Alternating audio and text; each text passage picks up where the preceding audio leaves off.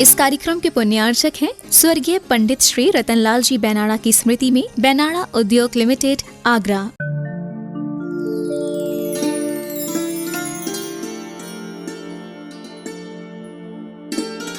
उन प्रभु वर्तमान शासन में श्री महावीर स्वामी की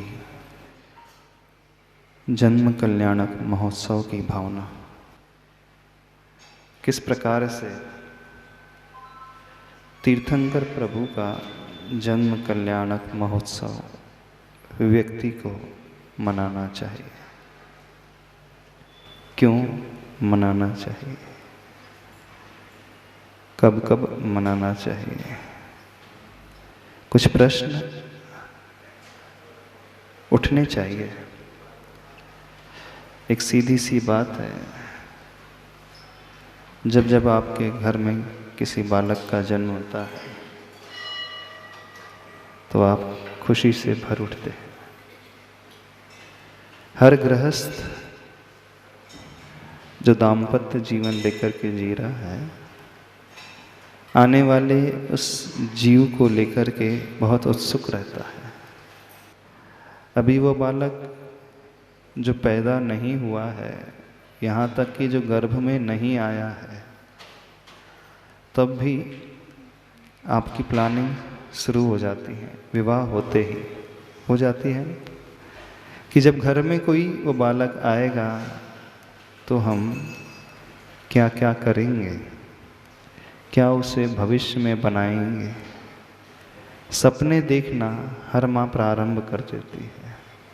हम बात कर रहे थे उस माँ की जो सपने देखती है अपने बच्चे के लिए, अपने संतान के लिए, अपने संतान को बहुत अच्छा बनाना चाहती है। जितनी भी माताएं हैं, हर माता का यह भाव होता है कि वह जीव, वो बालक बहुत अच्छा बने, बाहर से भी अच्छा हो और भीतर से भी अच्छा हो, आचरण से भी अच्छा हो। न केवल अपने लिए जीवन जिए, बल्कि अपने साथ साथ उसके आश्रय जो भी रहने वाले हैं उनके लिए भी बहुत कुछ सोचे। लेकिन ये मोह का परिणाम है। एक माँ वो होती है जो थोड़ा इससे ऊपर उठ जाती है। वह यह सोचती है कि मेरी संतान मात्र अपने परिवार के लिए नहीं जिए, वह थोड़ा सा अपना ब्रॉड माइंड करे, विस्तृत मस्तिष्क को करे और उन लोगों के लिए भी जीवन जिए जो अभावों में जी रहे हैं, परेशान से हैं, दुखी हैं। वैसे ऐसी माताएं बहुत कम होती हैं। आपने जो भी सपने देखे सिर्फ अपने परिवार तक के सीमित रहे, ऐसे सपने हैं। जितनी माताएं बैठी हैं, आपने नियम से सपने देखे होंगे अपने बच्चे को लेकर के, लेकिन आपकी भावना क्या रही होगी अभी तक? क्या रही होगी कि मेरा पुत्र जो है मेरा भी ध्यान रखे, परिवार के सदस्यों का ध्यान रखे, सबको ध्यान रखे। लेकिन इससे ऊपर बढ़कर के किसी माता ने शायद ही सोचा होगा। यहाँ बैठी, कटनी में बैठी वाली माता है ऐसी? हाँ, जब इतनी संकीर्ण बुद्धि रहेगी ना, तो मान करके चलना आपकी संतान ज़्यादा कुछ नहीं कर पाएगी भविष्य में। दूसरों के लिए तो छोड़ दो, वो अपने लिए भी कुछ नहीं कर पाएगी, अपने परिवार के लिए भी कुछ नहीं कर पाएगी, क्योंकि आपने बहुत संकीर्ण सोच बना ली है। लेकिन दुनिया में कुछ माताएं ऐसी भी होती हैं जो ये सोचती हैं कि मेरी संतान कैसी संतान हो, जो अपने साथ दूसरों को भी आगे बढ़ाए। जब वो माँ ऐसा सोचती है, तब कहीं जाकर के उसकी कोख से विद्याधर जैसे बालक का जन्म होता है। तब कहीं जाकर के उसकी कोख से महावीर जैसा जीव उतर करके आता है। जब जब व्यक्ति अपने तक सीमित रहेगा, वो स्वार्थ कहलाता है, वो आर्त ध्यान कहलाता है। आर्त ध्यान क्या होता है? इष्ट का वियोग नहीं होना चाहिए, मेरा सब कुछ अच्छा होना चाहिए। और जब व्यक्ति अपने से ऊपर उठ कर के पर के लिए थोड़ा भी सोचना शुरू कर देता है, वो धर्म ध्यान कहलाता है। तो अधिकांश माताएं आर्त ध्यान तक सीमित रहती है, मोह तक सीमित रहती हैं। अधिकांश पिता सिर्फ इतना ही सोचते हैं। लेकिन कुछ ऐसे भी पिता होते हैं जो सिद्धार्थ की भांति होते हैं, मल्लप्पा की भांति होते हैं। वह सिर्फ अपने परिवार तक सीमित नहीं रहते हैं, जनता के लिए, अभावों में जीने वालों के लिए, दुखियों के लिए भी सोचने वाले होते हैं। कितनी माताएं चाहती हैं कि उनकी कोख से आचार्य श्री जैसा जीव कोई जन्म ले? थोड़ा पूछ तो ले। हाँ, ऐसा जीव जन्म ले जिससे जो आचार्य श्री की भांति संसार का कल्याण करे। चाहते हो? नहीं चाहते। अच्छा, कितनी माताएं ये चाहती हैं कि मैं तीर्थंकर की माँ बन जाऊं? हाँ, तीर्थंकर की माँ बन जाऊंगा। माँ बन जाऊं मतलब आप ऐसी विशुद्धि बढ़ाएं कि आपके गर्भ में तीर्थंकर जैसा बालक आ जाए। सोचा भी है कभी आपने? नहीं सोचा। वो माता त्रिशला क्या उसके एक ही भव का परिणाम है? नहीं, भवो भवों में उस जीव ने भावना भाई होगी, तब कहीं जाकर के किसी भव में महावीर जैसा जीव उतर करके आया।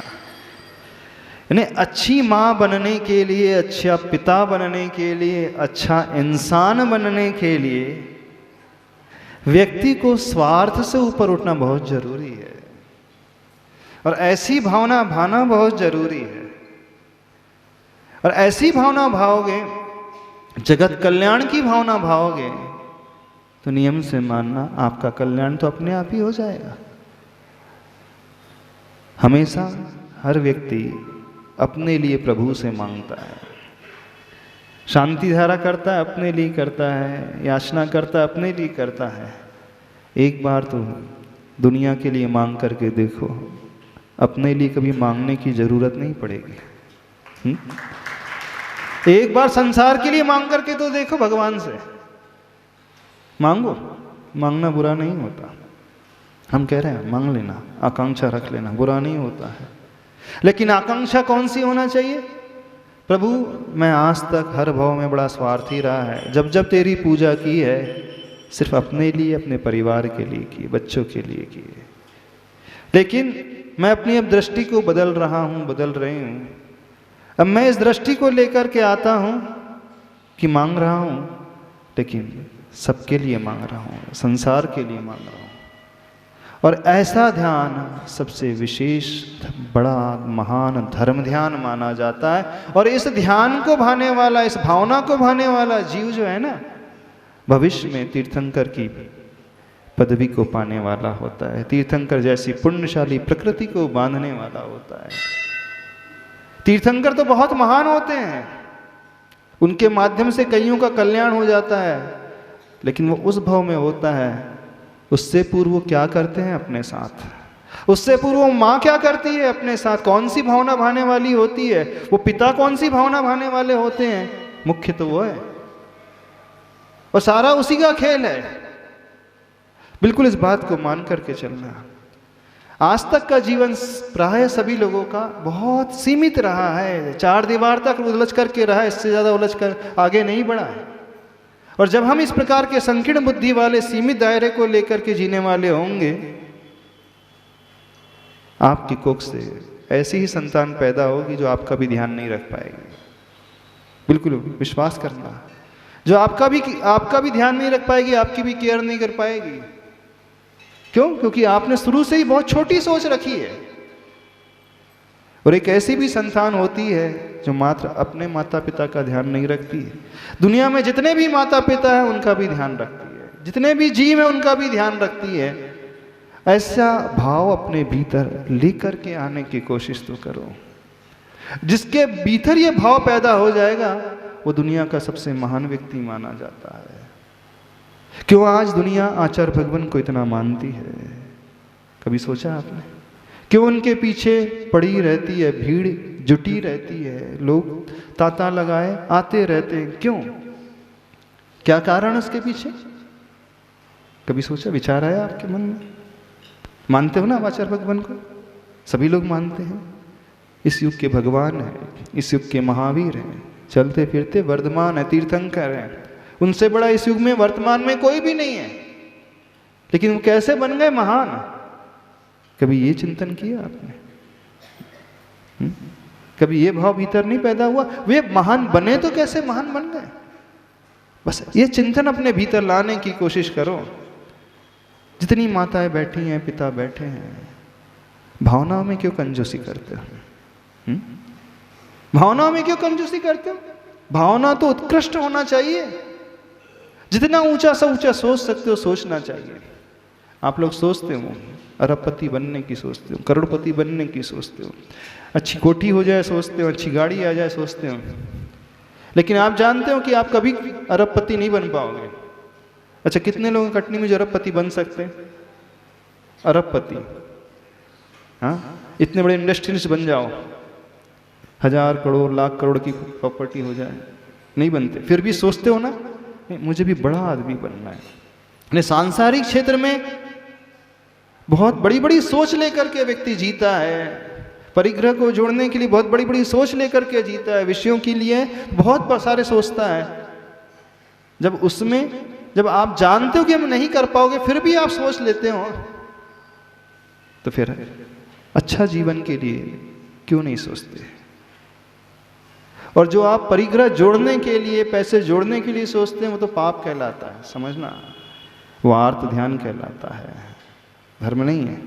लेकिन अच्छा इंसान बनने के लिए, जगत का कल्याण हो जाए हमारे द्वारा अथवा हमारी संतान के द्वारा, ये सबसे बड़ा धर्म ध्यान माना जाता है।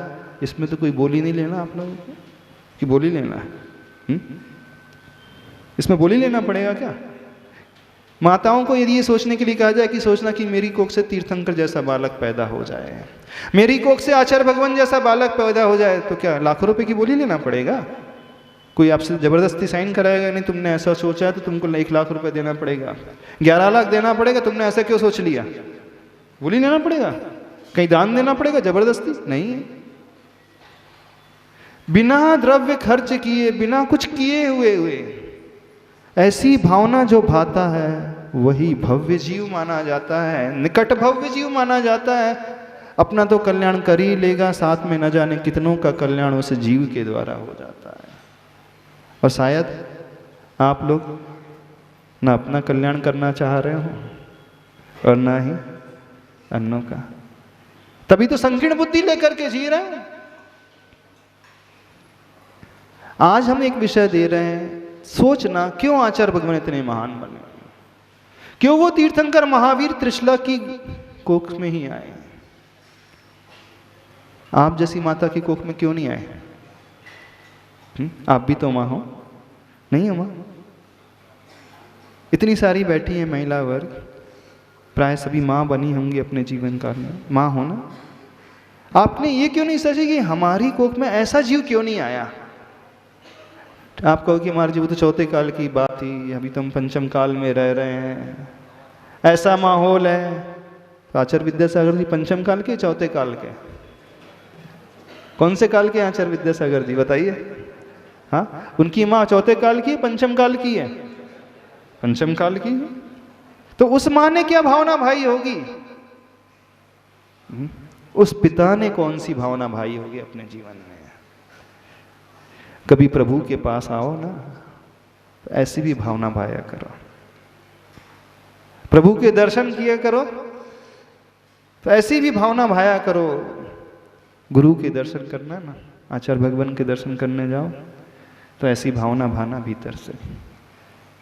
ये तो हम आप जैसे बन जाए, यदि इतना नहीं है हमारे भीतर सामर्थ्य, तो हे प्रभु मैं कुछ ऐसा पुरुषार्थ कर सकूं कि मेरे माध्यम से एक ऐसा जीव आ जाए जो संसार के कल्याण के लिए जीना शुरू कर दे। बस ऐसी भावना जो निरंतर भाते रहता है, उस भावना का परिणाम होता है कि उसके पास, उसकी सन्निधि में, उसकी कोख में, अथवा उसे समागम ऐसे जीवों का मिलता है, ऐसे व्यक्ति का मिल जाता है जो स्वयं अच्छे विचारों से भरे हुए होते हैं। और जो इन भावनाओं से दूर होता है उसे हमेशा ऐसे जीवों का समागम मिलेगा जो स्वयं दुखी रहेगा, स्वयं परेशान रहेगा, स्वयं कषायों में उलझा हुआ रहेगा, स्वयं बड़ा ज़्यादा क्रोधी होगा, स्वयं लालची होगा, ना खुद अपने लिए जिएगा ना खुद दूसरों के लिए कुछ कर पाएगा। उसमें दोष उस बालक का कम है जिसे आपने जन्म दिया। हर माता पिता शिकायत लेकर के आते हैं कि मेरा पुत्र जो है मेरी सुनता नहीं है, मेरी बेटी है मेरी मानती नहीं है। अधिकांश माता पिता मिल जाएंगे हमारी केयर नहीं करते हैं। हाँ, वो गलत तो कर रहे हैं, मानते हैं, लेकिन सिर्फ गलती में उन्हीं का हाथ है ऐसा नहीं है, गलती में आपका भी उतना ही हाथ है, क्योंकि आपने कभी ऐसी भावना ही अपने भीतर पैदा नहीं की। तो भावना में कभी कंजूसी नहीं रखना। भावना तो बहुत उत्तम से उत्तम होना चाहिए, उत्कृष्ट से उत्कृष्ट होना चाहिए। ऐसी भावना है कि पार्श्वनाथ भगवान महावीर जैसा जीव हमारे जीव पास आए। Shoot for the moon even if you miss you would land among the star. चाह रखना है तो चंद्रमा की रखो, यदि आप नहीं भी पहुंच पाओ तो ताराओं को तो पा ही जाओगे। यदि आप तीर्थंकर की चाह रखोगे तो तीर्थंकर ना भी आए तो आचार्य गुरु और विद्यासागर जैसा जीव तो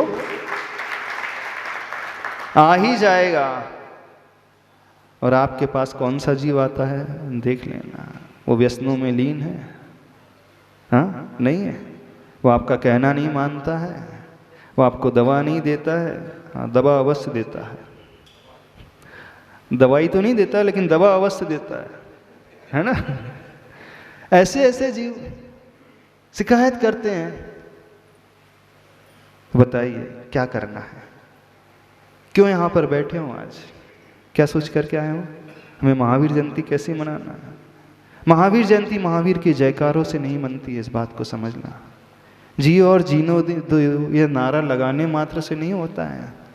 वो तो महावीर जयंती में कुछ पल के लिए आप नारे लगा लोगे, शोभा यात्रा जुलूस निकलेगा कुछ घंटों के लिए, वो नारा लगा लोगे, लेकिन जो परिणाम आता है उस भावना से आता है। वो एक दिन की भावना नहीं, हमेशा की भावना भाने वाला जो जीव होता है उसके माध्यम से परिणाम मिलता है। तो ये परिणाम अपने भीतर उत्पन्न करना सीखो। इसमें कुछ भी देने की आवश्यकता नहीं होती है। सोचना वो जीव कैसा पुण्यशाली नहीं, वो पुरुषार्थशाली रहा है, और पुरुषार्थ का परिणाम है कि इस भाव में वो पुण्य लेकर के आया है।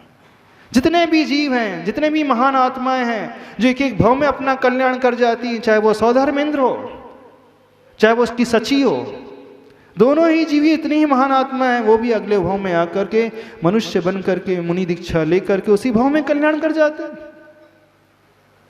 कौन सा ऐसा जीव है आखिर वो सौधर्मेंद्र बन जाता है? कैसे वो स्त्री है, स्त्री होते हुए भी सौधर्म से बड़ी हो जाती है। सची जो है सौधर्म की इंद्राणी सौधर्मेंद्र से बड़ी होती है। किस सेंस में बड़ी होती है? सौधर्मेंद्र तो बहुत बाद में 2 सागर की आयु व्यतीत करके फिर मोक्ष जाता है, और उसकी जो इंद्राणी है सची मात्र 5 पल्ले में ही आयु पूरी करके मनुष्य बन करके मुनि दीक्षा लेकर के मोक्ष चली जाती है। यानी स्त्री पर्याय में होकर के भी सबसे उत्कृष्ट यदि कोई पर्याय मानी जाती है स्त्रियों में, जानना, यह तो तीर्थंकर की माँ जो होती है, क्योंकि वह भी 169 जो महापुरुष होते हैं, माता और पिता दोनों ही जो होते हैं, माता पिता तीर्थंकर के 169 महापुरुषों में आते हैं, और वो नियम से मोक्ष जाने वाले होते हैं। पिता भी 1-2 भाव में चले जाएंगे और माता भी नियम से जाने वाली है। और जो सौधर्म इंद्र, सौधर्म की सची, वो भी बहुत निकट भव है, वो तो अगले भाव में ही मोक्ष जाने वाले होते हैं। एक पात्र और आता है कुबेर, वो भी एक भवावतारी होता है। यानी जितने पात्रों की हम बात कर रहे हैं, जितने जीवों की हम बात कर रहे हैं, वे सारे के सारे पात्र कौन से पात्र कहलाते हैं? बहुत शीघ्र एक ही भाव में मोक्ष चले आते हैं, और मात्र अपना ही कल्याण नहीं करते हैं, न जाने कितने जीवों का कल्याण कर जाते हैं। जो भी उनके निकट आएगा, जो उनकी सन्निधि में आ जाएगा, जो उनके औरा में आ जाएगा, आवामंडल के निकट में आ जाएगा, वो उनसे प्रभावित हुए बिना नहीं रहेगा, उसका भी कल्याण हो जाएगा। जैसे हम आचार्य भगवान के पास जाते हैं, दर्शन करते हैं, चरण स्पर्श कर लेते हैं, अथवा उनका आशीर्वाद मिल जाता है। क्रूर से क्रूर इंसान भी कुछ नियम लेकर के आ जाता है, अपनी बुराइयों को छोड़ करके आ जाता है। आचार्य भगवान कुछ नहीं कहते, लेकिन उसके परिणाम आचार्य भगवान के दर्शन करते ही अपने आप निर्मल होने लगते हैं, शुद्ध होने लगते हैं। क्यों? आचार्य भगवान के दूर से ही दर्शन मिल जाए, उनकी दृष्टि पड़ जाए तो कितनी प्रसन्नता होती है। ऐसा लगता है कि सब कुछ मिल गया। और आचार्य भगवान का हाथ उठ जाए तो, हाँ, आशीर्वाद का हाथ उठ जाए तो, और मान लो आचार्य भगवान पीछे ही रख दिया सिर पे, तो आपको नवदा भक्ति से आहार दान देने का लाभ मिल जाए तो देखना, आप कुछ कर नहीं रहे ना, आचार्य भगवान कुछ कह रहे हैं। सिर्फ आप क्या कर रहे हैं, उनके इर्द गिर्द बने हुए हैं, निकट बने हुए हैं, यानी उनके ऑरा के इर्द गिर्द रहने का इतना परिणाम होता है, उनके आभा मंडल का इतना परिणाम होता है कि व्यक्ति का अंतरंग अपने आप ही बदलने लगता है। जो अशुभ भाव में वो दूर होने लगते हैं, पाप की भी जो परिणति आदि होती हैं, पाप के भाव भी आते हैं, वो छूटने लगते हैं। तो ये महान व्यक्तियों की निशानी होती है, ये उनकी साधना का परिणाम होता है, उनकी तपस्या का ये प्रताप होता है कि तपस्या तो वो करते हैं, उपवास वो करते हैं, विहार वो करते हैं, सामायिक वो कर रहे हैं, ध्यान वो लगा रहे हैं, प्रत्याख्यान प्रतिक्रमण वे कर रहे हैं, उपदेश वे दे रहे हैं, और लाभ हमें हो रहा है। सारी मेहनत वो कर रहे हैं और परिणाम हमें मिल रहा है, फल हमें मिल रहा है। तो कुछ ऐसे व्यक्तित्व होते हैं जो अपने लिए करते तो अपने लिए, लेकिन करते अपने लिए करते होते हुए भी अपने आप ऑटोमेटिकली जो उनके पास आ जाएगा वह अपने आप बदलता चला जाएगा, उसके भाव बदलते चले जाएंगे। ये कुछ ऐसे महान व्यक्तित्व की निशानियां होती हैं। तो जितने नामों को हमने गिनाया ये बहुत महानता की श्रेणी में आने वाले नाम हैं, ये सामान्य व्यक्ति नहीं होते हैं, बहुत बहुत भवो भवो की भावना भाने वाले जीव होते हैं। चाहे वो सौधर्मिंद्र हो, पूर्व भव में नियम से वो मुनि रहता है, और छोटा मोटा मुनि महाराज नहीं रहते, वे बहुत महान मुनिराज, निर्दोष आचरण, निर्दोष चर्या करने वाले, निर्दोष व्रतों का पालन करने वाले, ऐसी भावनाओं से, वैराग्य आदि की भावना से जो भरे हुए मुनिराज रहते हैं, जगत कल्याण की भावना से भरे हुए मुनिराज रहते हैं, वह जीव जाकर के सौधर्म के पद को पाता है, वह ही जीव जाकर के तीर्थंकर के पद को पाता है, और स्त्री पर्याय में रहते हुए भी वही जीव जाकर के सची के पद को पाती है। और जब माँ बनने की बात आती है तो वही जीव तीर्थंकर की माँ बनती है। आप माँ बने हो, अभी किसकी माँ बने हो? तीतर की। क्या तीतर की के लिए माँ की आवश्यकता नहीं होती, वो तो सम्मूर्छन जीव होता है। कीड़े मकोड़े जितने भी होते हैं 4 इंद्री तक, वे सारे के सारे बिना माता पिता के पैदा हो जाते हैं, सम्मूर्छन होते हैं। लेकिन संगी पंचेंद्री मनुष्य को जो गर्भज होता है उसके लिए माता पिता की आवश्यकता होती है। तो जितनी माता बैठी हैं, पिता बैठे हैं, क्या आप कह सकते हो स्वाभिमान से भर करके कि हमने ऐसे संतान को पैदा किया है जो हमसे भी आगे बढ़ कर के कार्य करने वाला है। ठीक है, तीर्थंकर न बने, ठीक है, आचार्य भगवान जैसा ना बने, लेकिन हमसे आगे बढ़ कर के काम करने वाला, हर क्षेत्र में हमसे सवाया हो। एक होते सिंगई और एक होते सवाई सिंगई, मीन्स 25% एक्स्ट्रा जहाँ हो जाता है उसके लिए सवा लगता है ना, सवा मतलब एक्स्ट्रा 25%। कितने माता पिता जो कह सकते हैं कि उनकी संतान उनसे सवाई है? बताओ, थोड़ा सा हम देखना चाहते हैं। अभी तो तीर्थंकर की बात नहीं कर रहे, अब तो सामान्य बात कर रहे हैं। जो आप कह सको कि नहीं मेरा बेटा जो है मुझसे भी आगे बढ़ करके है, और हर पिता को बहुत खुशी होती है जब उसका बेटा उससे सवाया आ जाता है। होती है कि नहीं, कि जलन होती है? बताओ, यदि आपका बेटा आपसे 1.5 गुना 2 गुना आगे बढ़ जाए तो ईर्ष्या होती है कि खुशी, प्रसन्नता होती है? क्यों प्रसन्न कुमार जी, क्या होता है? ईर्ष्या होती है कि प्रसन्नता होती? क्या होता है बताओ? हर पिता को, हर माँ को बहुत खुशी होती है जब उसकी संतान उससे भी बढ़कर के कार्य करने लगे, चाहे वो कर्म क्षेत्र हो, व्यापार क्षेत्र हो, सामाजिक क्षेत्र हो, नैतिक क्षेत्र हो, धार्मिक क्षेत्र हो, किसी भी क्षेत्र की बात हो, हर क्षेत्र में यदि वो उससे आगे बढ़ जाए तो उसके आनंद का तो पार ही नहीं रहता। उसे लगता है कि मुझे दुनिया की सबसे बड़ी निधि मिल गई, यही तो मैं चाह रहा था। यही तो चाहते हैं ना पिता, और क्या चाहता है? पिता की और कौन सी भावना रहती है? इससे ज्यादा और कोई भावना नहीं रहती पिता की, कि बस जो कुछ मैंने किया है आखिर उसी के लिए तो कर रहा हूं। तो यहाँ कितने माता पिता हैं जो फख्र से कह सकते हैं कि उनकी संतान उनसे बढ़कर के है। थोड़ा हम देखना चाहते हैं। हाँ, नजर ही नहीं आ रहा, एक आध दो बिरले से। हाँ, कितने पुत्र हैं जो ये कह सकते हैं कि हमने अपने पिता को बहुत कुछ दिया है, अपनी माँ को बहुत कुछ दिया। हाँ, कि सिर्फ लिया है। वैसे हर पुत्र अपने माता पिता को देता है, कुछ खुशियां देते हैं, कुछ गम देते हैं, है ना। कुछ हंसी देते हैं, कुछ आंसू देते हैं। हर व्यक्ति देता है, हर पुत्र देता है, नहीं देता है?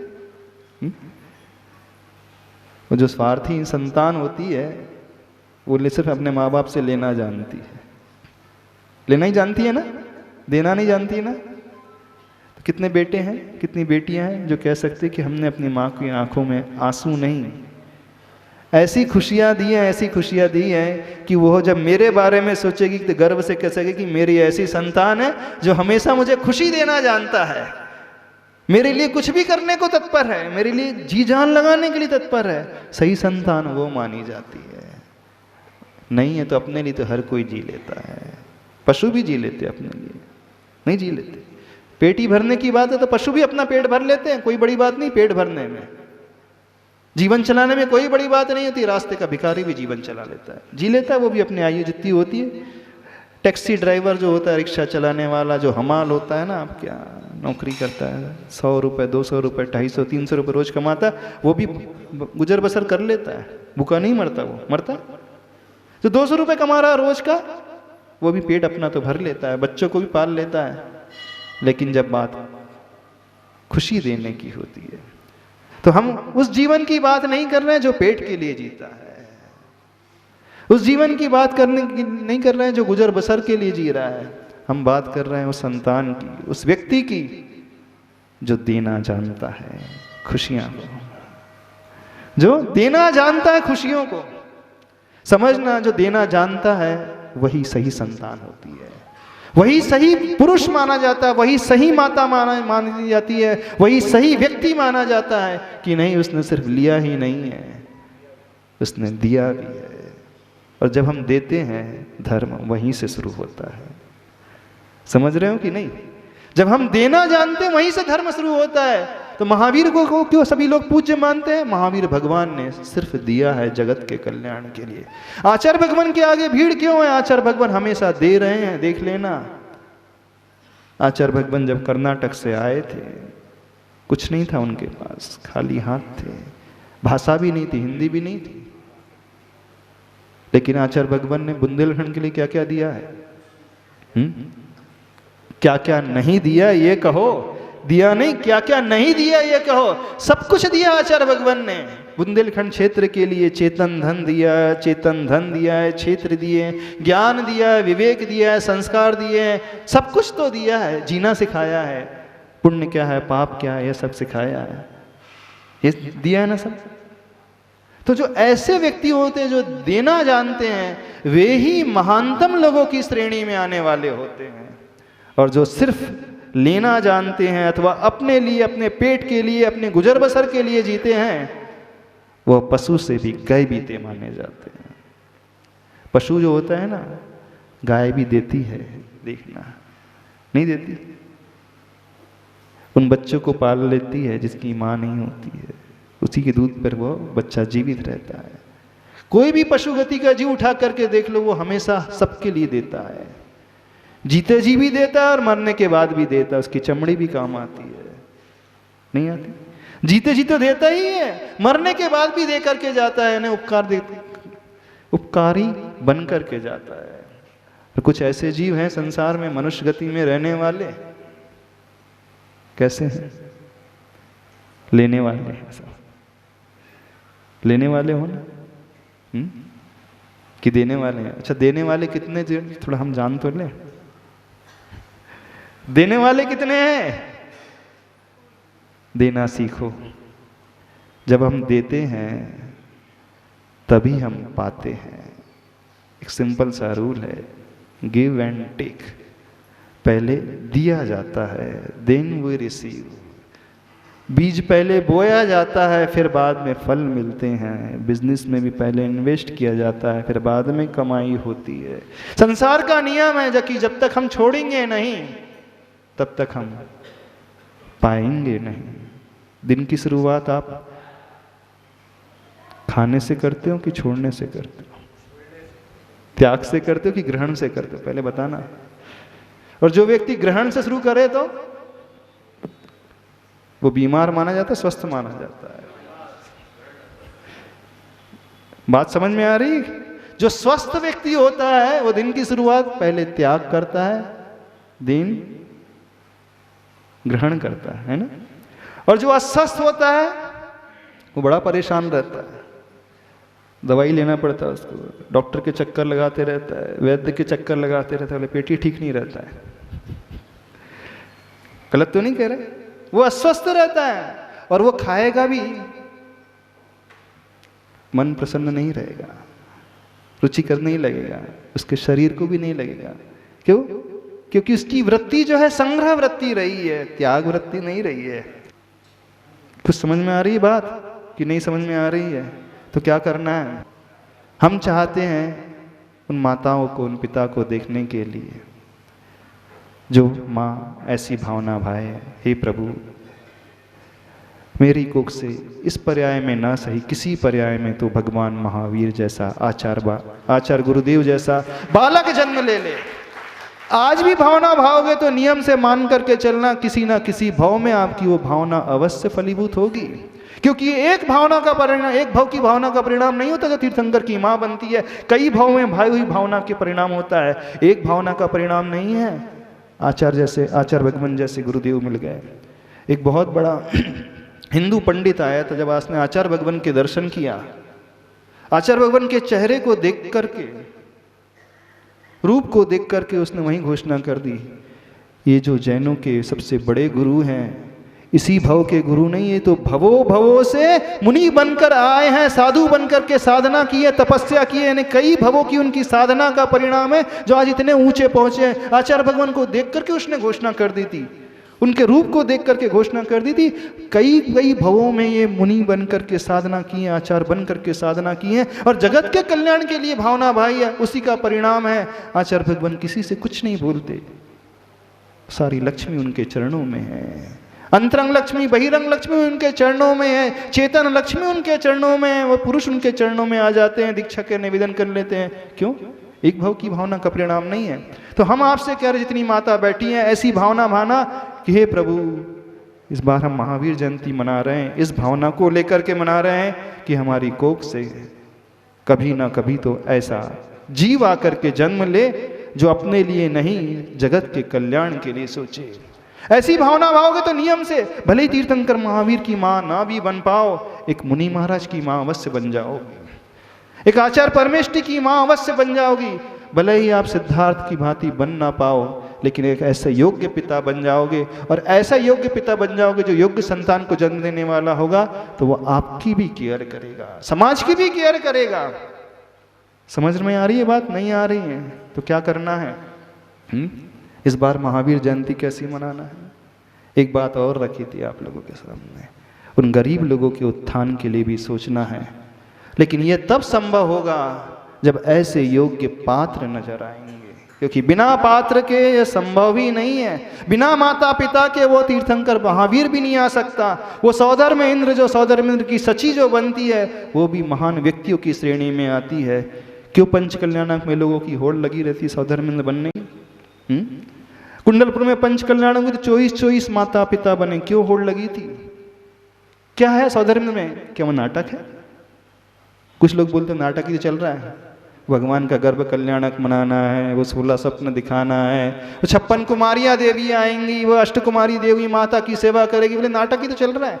नाटक नहीं है वो भावनाओं का खेल है। जो व्यक्ति बनता है ना सौधर्मेंद्र, जो भक्ति बनता है माता पिता, जो व्यक्ति बनता है कुबेर, वो पैसे की बात नहीं है वहां पर।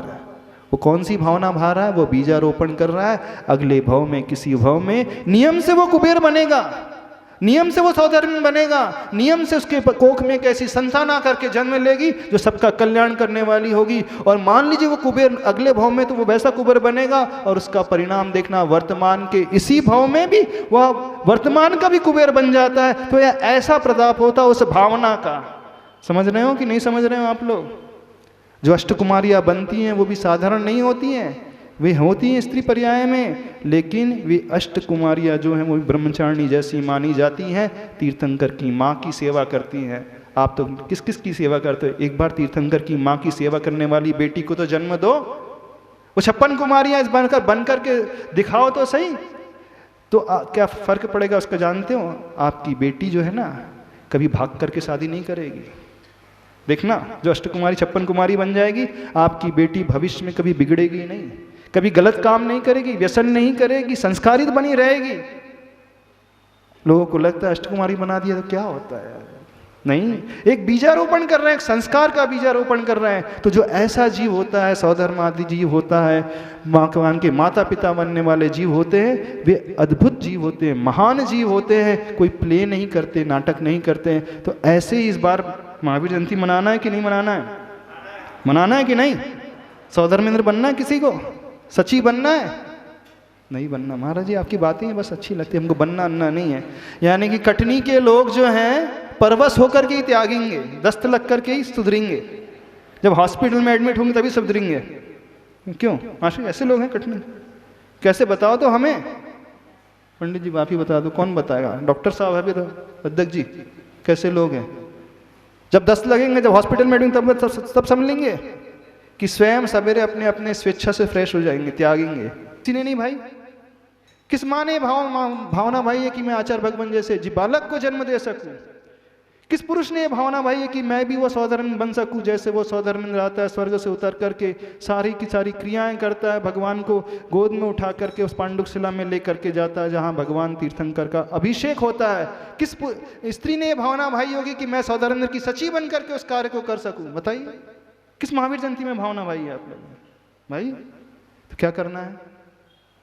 करना है पात्र का चुनाव करना और देखना वो पुण्यशाली जीव ही है, वो बन पाएगा।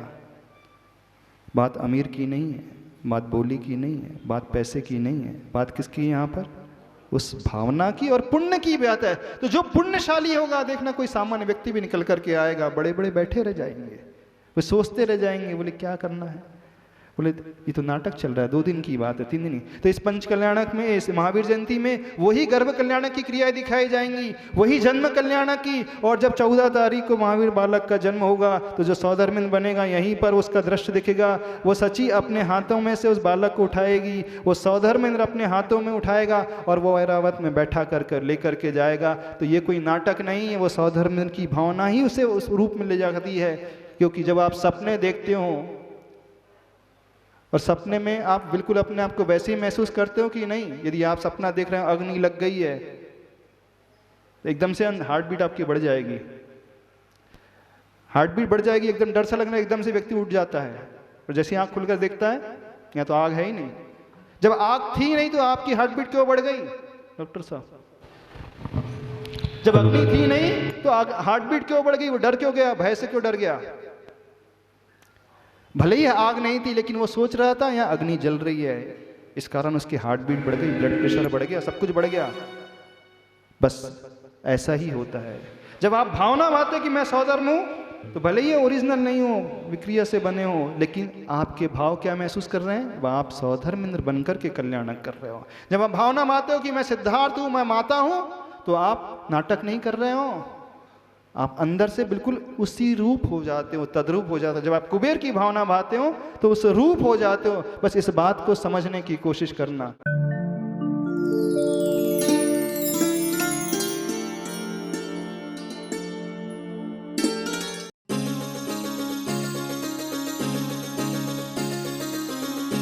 इस कार्यक्रम के पुण्यार्चक थे स्वर्गीय पंडित श्री रतनलाल जी बैनाड़ा की स्मृति में बैनाड़ा उद्योग लिमिटेड, आगरा।